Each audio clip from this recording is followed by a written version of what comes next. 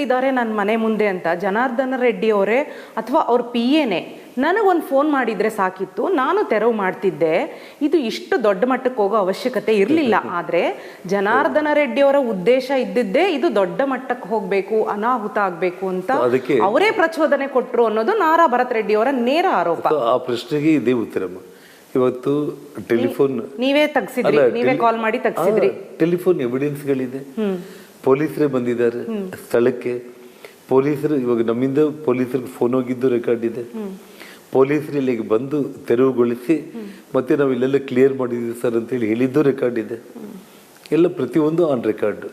ಅದಕ್ಕೆ ನಾನು ಈ ಕ್ರಿಮಿನಲ್ಸ್ ಹಿಂಗೆಲ್ಲ ಮಾಡ್ತಾರೆ ಅಂತೇಳಿ ನಾನು ಪ್ರತಿಯೊಂದು ಕೂಡ ಪೊಲೀಸರಿಗೆ ನಾನು ಇಂಟಿಮೇಷನ್ ಕೊಟ್ಟು ಪೊಲೀಸರ ಸಮಕ್ಷಮದಲ್ಲಿ ಆ ಬ್ಯಾನರ್ ನೀವು ಮಾಡಿದ್ದು ತಪ್ಪು, ಅವರು ಪ್ರಿಮಿಸಸ್ ಒಳಗಡೆ ಹಾಕಿದ್ದೀರಿ ಅಂತೇಳಿ ಅವ್ರು ತೆಗೆದಾಕಿದ್ದು. ಸೊ ಇನ್ನೇನು ಪ್ರಾಬ್ಲಮ್ ಕ್ಲಿಯರ್ ಆಯ್ತಲ್ಲ ಅಂತ ನಾವು ಅನ್ಕೊಂಡಿದ್ದು. ನನಗೆ ಫೋನ್ ಮಾಡ್ತೀನಿ ನಾನೇ ತೆಗಿತೀನಿ ಅಂತ ಹೇಳೋದು ಬೇಡ, ಪೊಲೀಸರೇ ಬಂದು ಮಧ್ಯಾಹ್ನ 2ವರೆಗೆ ಬ್ಯಾನರ್ ತೆಗೆದಾಕಿದ್ದಾರೆ. ಅದಾದ್ಮೇಲೆ ಇವ್ರು ಏನ್ ಮಾಡಿದ್ರು, ಸಾಯಂಕಾಲ 6:30 ನಡುವೆ ಮತ್ತೆ 40 ಮಂದಿ ಗುಂಡಾಗಳನ್ನ ಹಾಕೊಂಡು ಬಂದು ಇದೇ ಮನೆ ಮುಂದೆನೆ ಚೇರ್ಸ್ ಹಾಕೊಂಡು ಬೇರ್ ಬಾಟಲ್ಸ್ ಓಪನ್ ಮಾಡಿ ಅವನು ಇದ್ರೆ ಮನೆಯಲ್ಲಿ ಕರೀರೋ, ನಾವು ಇಲ್ಲಿ ಬ್ಯಾನರ್ ಹಾಕ್ತಾ ಇದೀವಿ ಅಂತ ಹೇಳಿ ಅಂದಾಗ ನಾನು ನನ್ನ ಶ್ರೀಮತಿ ಇಬ್ಬರು ಕೂಡ ಗಂಗಾವತಿ ಕ್ಷೇತ್ರದಲ್ಲಿ ಚನ್ನಬಸವ ತಾತ ಜಾತ್ರೆ ಅಂತ ಇತ್ತು. ಆ ಜಾತ್ರೆ ಮುಗಿಸ್ಕೊಂಡು ಬರೋ ಟೈಮ್ನಲ್ಲಿ ನಾನು ಕಂಪ್ಲಿ ಆಜುಬಾಜು ಇರೋ ಟೈಮ್ನಲ್ಲಿ ಫೋನ್ ಬಂದ ತಕ್ಷಣ ಮತ್ತೆ ನಾನು ಪೊಲೀಸರಿಗೆ ಇಂಟಿಮೇಷನ್ ಕೊಟ್ಟಿದ್ದೆ. ಇಲ್ಲಿ ಹೋದ್ರೆ ಪೊಲೀಸರಲ್ಲಿ ಬರೋ ಅವಕಾಶನೇ ಇರ್ತಿದ್ದಿಲ್ಲ. ಆ ಗಲಾಟೆ ಟೈಮ್ಗೆ ಸಿಟಿ DSP, ಸರ್ಕಲ್ ಇನ್ಸ್ಪೆಕ್ಟರ್ಗಳು ಎಲ್ಲರೂ ಬಂದ್ರು ಇಲ್ಲಿಗೆ. ನಾನು ಗಂಗಾವತಿಯಿಂದ ಬರೋದ್ರೊಳಗಡೆ ಪೊಲೀಸರ ಸಮಕ್ಷಮದಲ್ಲೇ ಫೈರಿಂಗ್ ಸ್ಟಾರ್ಟ್ ಮಾಡಿದ್ರು. ಆ ಪ್ರೈವೇಟ್ ಗನ್ಮ್ಯಾನ್ಗಳ ಜೊತೆ ನಾನು ಬಂದು ಕಾರಲ್ಲಿ ಇನ್ನ ಇಳಿತಾ ಇದ್ದೀನಿ. ಶ್ರೀರಾಮುಲವರು ಅಷ್ಟೊತ್ತಿಗೆ ಹೋಗಿ ಅವ್ರನ್ನ ಕನ್ವಿನ್ಸ್ ಮಾಡ್ತಾ ಇದ್ದಾನೆ, ಮನೆ ಮುಂದೆ ಬಂದು ನೀವು ಈ ರೀತಿ ಜಗಳ ಮಾಡೋದು ಸರಿಯಲ್ಲ ಅಂತೇಳಿ ನಿಮಗೆ ವಿಡಿಯೋಸ್ ಕೂಡ ಇದೆ. ಅಲ್ಲೇನು ಶ್ರೀರಾಮುಲು ಕೈಯಲ್ಲಿ ಕತ್ತಿ ಅಥವಾ ಗನ್ನು ತಗೊಂಡೋಗಿ ಮಾತಾಡಿಲ್ಲ. ಒಬ್ಬ 10 ವರ್ಷ ಮಂತ್ರಿ ಆಗಿದ್ದಂಥವನು ಈ ರಾಜ್ಯದಲ್ಲಿ ಅಷ್ಟು ದೊಡ್ಡ ಹಿಂದುಳಿದ ನಾಯಕನಾಗಿ ಕೈಯಲ್ಲಿ ಏನೂ ವೆಪನ್ಸ್ ಇಲ್ಲ, ಒಂದು ಗನ್ಮೇನ್ ಇಲ್ಲ, ನಾರ್ಮಲ್ ಆಗಿ ಹೋಗ್ಬಿಟ್ಟು ಈ ರೀತಿ ಮನೆ ಮುಂದೆ ಬಂದು ನೀವು ಕೂತ್ಕೊಂಡು ಗಲಾಟೆ ಮಾಡೋದು ಸರಿಯಲ್ಲ, ಇಲ್ಲಿಂದ ನೀವು ಎದ್ದೋಗ್ರಿ, ಏನಾದರೂ ಇದ್ರೆ ಪರ್ಮಿಷನ್ಸ್ ಮುನ್ಸಿಪಾಲಿಟಿ ಅಧಿಕಾರಿಗಳು ಪೊಲೀಸರು ಬಂದು ಅವ್ರು ಏನಾದರೂ ಇದ್ರೆ ಬ್ಯಾನರ್ ಹಾಕ್ತಾರ ಬಿಡ್ತಾರ, ಅವ್ರಿಗೆ ಬಿಟ್ಟಿದ್ದು. ಇವಾಗ ನಿಮಗೆ ನಿಜವಾಗ್ಲೂ ಕೂಡ ಕಾನೂನು ಪ್ರಕಾರ ಮಾಡೋದಿತ್ತು ಅಂದ್ರೆ ಮುನ್ಸಿಪಾಲಿಟಿ ಅಧಿಕಾರಿಗಳ ಹತ್ರ ನೀವು ಪರ್ಮಿಷನ್ ತಗೊಂಡಿದ್ರೆ ಪೊಲೀಸರನ್ನೇ ಕಳಿಸಿ ಇದೇ MLAನೇ ಆಗ್ಬೋದಾಗಿತ್ತಾಗ್ಲಿ. ರೌಡಿಗಳು ಗುಂಡಗಳನ್ನ, ಪ್ರೈವೇಟ್ ಗನ್ಮ್ಯಾನ್ಗಳನ್ನ ಬೇರ್ ಬಾಟಲ್ಸ್, ಪೆಟ್ರೋಲ್ ಬಾಂಬ್ಸ್ ತಗೊಂಡ್ ಬಂದಿದ್ದಾರೆ ಅಂದ್ರೆ ಇದೆಲ್ಲ ಪ್ರೀಪ್ಲ್ಯಾಂಡ್ ಅಲ್ಮ.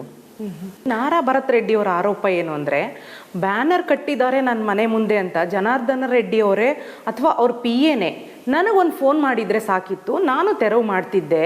ಇದು ಇಷ್ಟು ದೊಡ್ಡ ಮಟ್ಟಕ್ಕೆ ಹೋಗೋ ಅವಶ್ಯಕತೆ ಇರಲಿಲ್ಲ. ಆದರೆ ಜನಾರ್ದನ ರೆಡ್ಡಿ ಅವರ ಉದ್ದೇಶ ಇದ್ದಿದ್ದೇ ಇದು ದೊಡ್ಡ ಮಟ್ಟಕ್ಕೆ ಹೋಗಬೇಕು, ಅನಾಹುತ ಆಗಬೇಕು ಅಂತ ಅವರೇ ಪ್ರಚೋದನೆ ಕೊಟ್ಟರು ಅನ್ನೋದು ನಾರಾ ಭರತ್ ರೆಡ್ಡಿ ಅವರ ನೇರ ಆರೋಪ. ಆ ಪ್ರಶ್ನೆಗೆ ಇದೇ ಉತ್ತರಮ್ಮ. ಇವತ್ತು ಟೆಲಿಫೋನ್ ನೀವೇ ತೆಗ್ಸಿದ್ರಿ, ನೀವೇ ಕಾಲ್ ಮಾಡಿ ತೆಗ್ಸಿದ್ರಿ. ಟೆಲಿಫೋನ್ ಎವಿಡೆನ್ಸ್ಗಳಿದೆ, ಪೊಲೀಸರೇ ಬಂದಿದ್ದಾರೆ ಸ್ಥಳಕ್ಕೆ. ಪೊಲೀಸರು ಇವಾಗ ನಮ್ಮಿಂದ ಪೊಲೀಸರಿಗೆ ಫೋನ್ ಹೋಗಿದ್ದು ರೆಕಾರ್ಡ್ ಇದೆ. ಪೊಲೀಸರು ಇಲ್ಲಿಗೆ ಬಂದು ತೆರವುಗೊಳಿಸಿ ಮತ್ತೆ ನಾವು ಇಲ್ಲೆಲ್ಲ ಕ್ಲಿಯರ್ ಮಾಡಿದ್ವಿ ಸರ್ ಅಂತೇಳಿ ಹೇಳಿದ್ದು ರೆಕಾರ್ಡ್ ಇದೆ. ಎಲ್ಲ ಪ್ರತಿಯೊಂದು ಆನ್ ರೆಕಾರ್ಡ್. ಅದಕ್ಕೆ ನಾನು ಈ ಕ್ರಿಮಿನಲ್ಸ್ ಹಿಂಗೆಲ್ಲ ಮಾಡ್ತಾರೆ ಅಂತೇಳಿ ನಾನು ಪ್ರತಿಯೊಂದು ಕೂಡ ಪೊಲೀಸರಿಗೆ ನಾನು ಇಂಟಿಮೇಷನ್ ಕೊಟ್ಟು ಪೊಲೀಸರ ಸಮಕ್ಷಮದಲ್ಲಿ ಆ ಬ್ಯಾನರ್ ನೀವು ಮಾಡಿದ್ದು ತಪ್ಪು, ಅವರು ಪ್ರಿಮಿಸಸ್ ಒಳಗಡೆ ಹಾಕಿದ್ದೀರಿ ಅಂತೇಳಿ ಅವ್ರು ತೆಗೆದಾಕಿದ್ದು. ಸೊ ಇನ್ನೇನು ಪ್ರಾಬ್ಲಮ್ ಕ್ಲಿಯರ್ ಆಯ್ತಲ್ಲ ಅಂತ ನಾವು ಅನ್ಕೊಂಡಿದ್ದು. ನನಗೆ ಫೋನ್ ಮಾಡ್ತೀನಿ ನಾನೇ ತೆಗಿತೀನಿ ಅಂತ ಹೇಳೋದು ಬೇಡ, ಪೊಲೀಸರೇ ಬಂದು ಮಧ್ಯಾಹ್ನ 2ವರೆಗೆ ಬ್ಯಾನರ್ ತೆಗೆದಾಕಿದ್ದಾರೆ. ಅದಾದ್ಮೇಲೆ ಇವ್ರು ಏನ್ ಮಾಡಿದ್ರು, ಸಾಯಂಕಾಲ 6:30 ನಡುವೆ ಮತ್ತೆ 40 ಮಂದಿ ಗುಂಡಾಗಳನ್ನ ಹಾಕೊಂಡು ಬಂದು ಇದೇ ಮನೆ ಮುಂದೆನೆ ಚೇರ್ಸ್ ಹಾಕೊಂಡು ಬೇರ್ ಬಾಟಲ್ಸ್ ಓಪನ್ ಮಾಡಿ ಅವನು ಇದ್ರೆ ಮನೆಯಲ್ಲಿ ಕರೀರೋ, ನಾವು ಇಲ್ಲಿ ಬ್ಯಾನರ್ ಹಾಕ್ತಾ ಇದೀವಿ ಅಂತ ಹೇಳಿ ಅಂದಾಗ ನಾನು ನನ್ನ ಶ್ರೀಮತಿ ಇಬ್ಬರು ಕೂಡ ಗಂಗಾವತಿ ಕ್ಷೇತ್ರದಲ್ಲಿ ಚನ್ನಬಸವ ತಾತ ಜಾತ್ರೆ ಅಂತ ಇತ್ತು. ಆ ಜಾತ್ರೆ ಮುಗಿಸ್ಕೊಂಡು ಬರೋ ಟೈಮ್ನಲ್ಲಿ ನಾನು ಕಂಪ್ಲಿ ಆಜುಬಾಜು ಇರೋ ಟೈಮ್ನಲ್ಲಿ ಫೋನ್ ಬಂದ ತಕ್ಷಣ ಮತ್ತೆ ನಾನು ಪೊಲೀಸರಿಗೆ ಇಂಟಿಮೇಷನ್ ಕೊಟ್ಟಿದ್ದೆ. ಇಲ್ಲಿ ಹೋದ್ರೆ ಪೊಲೀಸರಲ್ಲಿ ಬರೋ ಅವಕಾಶನೇ ಇರ್ತಿದ್ದಿಲ್ಲ. ಆ ಗಲಾಟೆ ಟೈಮ್ಗೆ ಸಿಟಿ DSP, ಸರ್ಕಲ್ ಇನ್ಸ್ಪೆಕ್ಟರ್ಗಳು ಎಲ್ಲರೂ ಬಂದ್ರು ಇಲ್ಲಿಗೆ.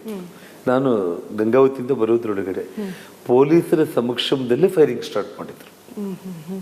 ಆ ಪ್ರೈವೇಟ್ ಗನ್ಮ್ಯಾನ್ಗಳ ಜೊತೆ ನಾನು ಬಂದು ಕಾರಲ್ಲಿ ಇಳಿತಾ ಇದ್ದೀನಿ, ಶ್ರೀರಾಮುಲವರು ಅಷ್ಟೊತ್ತಿಗೆ ಹೋಗಿ ಅವ್ರನ್ನ ಕನ್ವಿನ್ಸ್ ಮಾಡ್ತಾ ಇದ್ದಾನೆ, ಮನೆ ಮುಂದೆ ಬಂದು ನೀವು ಈ ರೀತಿ ಜಗಳ ಮಾಡೋದು ಸರಿಯಿಲ್ಲ ಅಂತೇಳಿ ನಿಮಗೆ ವಿಡಿಯೋಸ್ ಕೂಡ ಇದೆ. ಅಲ್ಲೇನು ಶ್ರೀರಾಮುಲು ಕೈಯಲ್ಲಿ ಕತ್ತಿ ಅಥವಾ ಗನ್ನು ತಗೊಂಡೋಗಿ ಮಾತಾಡಿಲ್ಲ. ಒಬ್ಬ 10 ವರ್ಷ ಮಂತ್ರಿ ಆಗಿದ್ದಂಥವನು ಈ ರಾಜ್ಯದಲ್ಲಿ ಅಷ್ಟು ದೊಡ್ಡ ಹಿಂದುಳಿದ ನಾಯಕನಾಗಿ ಕೈಯಲ್ಲಿ ಏನೂ ವೆಪನ್ಸ್ ಇಲ್ಲ, ಒಂದು ಗನ್ಮೇನ್ ಇಲ್ಲ, ನಾರ್ಮಲ್ ಆಗಿ ಹೋಗ್ಬಿಟ್ಟು ಈ ರೀತಿ ಮನೆ ಮುಂದೆ ಬಂದು ನೀವು ಕೂತ್ಕೊಂಡು ಗಲಾಟೆ ಮಾಡೋದು ಸರಿಯಲ್ಲ, ಇಲ್ಲಿಂದ ನೀವು ಎದ್ದೋಗ್ರಿ.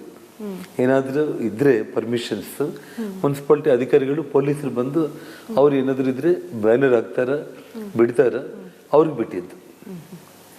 ಇವಾಗ ನಿಮಗೆ ನಿಜವಾಗ್ಲೂ ಕೂಡ ಕಾನೂನು ಪ್ರಕಾರ ಮಾಡೋದಿತ್ತು ಅಂದ್ರೆ ಮುನ್ಸಿಪಾಲ್ಟಿ ಅಧಿಕಾರಿಗಳ ಹತ್ರ ನೀವು ಪರ್ಮಿಷನ್ ತಗೊಂಡಿದ್ರೆ ಪೊಲೀಸರನ್ನೇ ಕಳಿಸಿ ಇದೇ MLAನೇ ಆಗ್ಬೋದಾಗಿತ್ತಾಗ್ಲಿ. ರೌಡಿಗಳು ಗುಂಡಗಳನ್ನ, ಪ್ರೈವೇಟ್ ಗನ್ಮ್ಯಾನ್ಗಳನ್ನ, ಬಿಯರ್ ಬಾಟಲ್ಸ್, ಪೆಟ್ರೋಲ್ ಬಾಂಬ್ಸ್ ತಗೊಂಡು ಬಂದಿದ್ದಾರೆ ಅಂದ್ರೆ ಇದೆಲ್ಲ ಪ್ರೀಪ್ಲ್ಯಾಂಡ್ ಅಲ್ವಾ?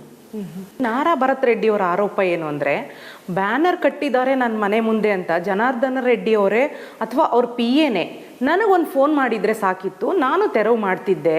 ಇದು ಇಷ್ಟು ದೊಡ್ಡ ಮಟ್ಟಕ್ಕೆ ಹೋಗೋ ಅವಶ್ಯಕತೆ ಇರಲಿಲ್ಲ. ಆದ್ರೆ ಜನಾರ್ದನ ರೆಡ್ಡಿ ಅವರ ಉದ್ದೇಶ ಇದ್ದಿದ್ದೇ ಇದು ದೊಡ್ಡ ಮಟ್ಟಕ್ಕೆ ಹೋಗ್ಬೇಕು, ಅನಾಹುತ ಆಗ್ಬೇಕು ಅಂತ ಅವರೇ ಪ್ರಚೋದನೆ ಕೊಟ್ರು ಅನ್ನೋದು ನಾರಾ ಭರತ್ ರೆಡ್ಡಿ ಅವರ ನೇರ ಆರೋಪ. ಆ ಪ್ರಶ್ನೆಗೆ ಇದೇ ಉತ್ತರಮ್ಮ.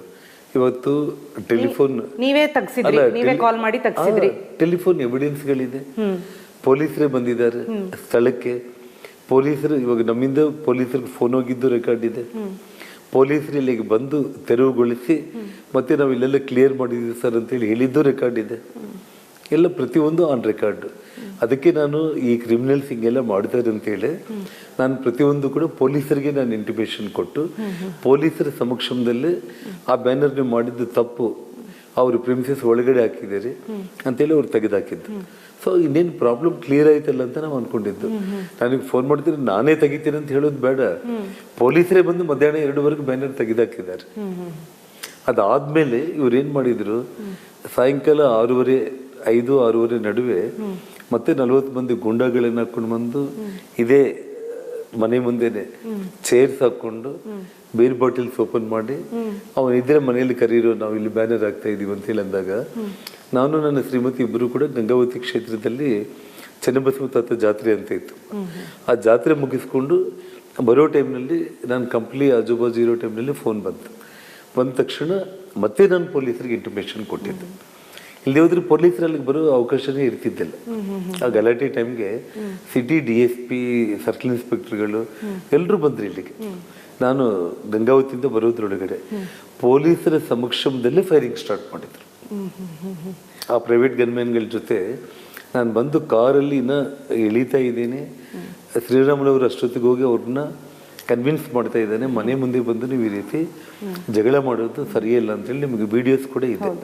ಅಲ್ಲೇನು ಶ್ರೀರಾಮುಲು ಕೈಯಲ್ಲಿ ಕತ್ತಿ ಅಥವಾ ಗನ್ನು ತಗೊಂಡೋಗಿ ಮಾತಾಡಿಲ್ಲ. ಒಬ್ಬ 10 ವರ್ಷ ಮಂತ್ರಿ ಆಗಿದ್ದಂಥವನು ಈ ರಾಜ್ಯದಲ್ಲಿ ಅಷ್ಟು ದೊಡ್ಡ ಹಿಂದುಳಿದ ನಾಯಕನಾಗಿ ಕೈಯಲ್ಲಿ ಏನೂ ವೆಪನ್ಸ್ ಇಲ್ಲ, ಒಂದು ಗನ್ಮೇನ್ ಇಲ್ಲ, ನಾರ್ಮಲ್ ಆಗಿ ಹೋಗ್ಬಿಟ್ಟು